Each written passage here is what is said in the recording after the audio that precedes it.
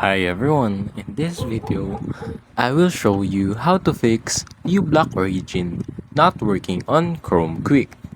So, first thing you want to do is go to Registry Editor, search on reg, and run it as administrator. Now, click on yes, and here, simply close this one and input this on the top like this: computer HK current user software, then Google. If that didn't work, put policies before Google, like for example this one.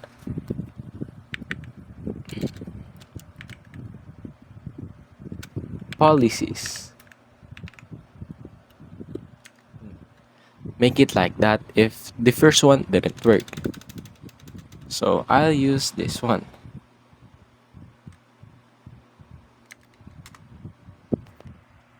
And as you can see, wait, let's scroll up.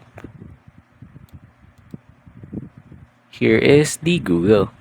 You have here the Chrome. Now if you don't have the Chrome here, simply create one by clicking on this, then new and key, and make it or name it Chrome. Now what you need to do is right click this Chrome and click on new, then the word 32-bit value. Then name this extension manifest v2 availability. Extension manifest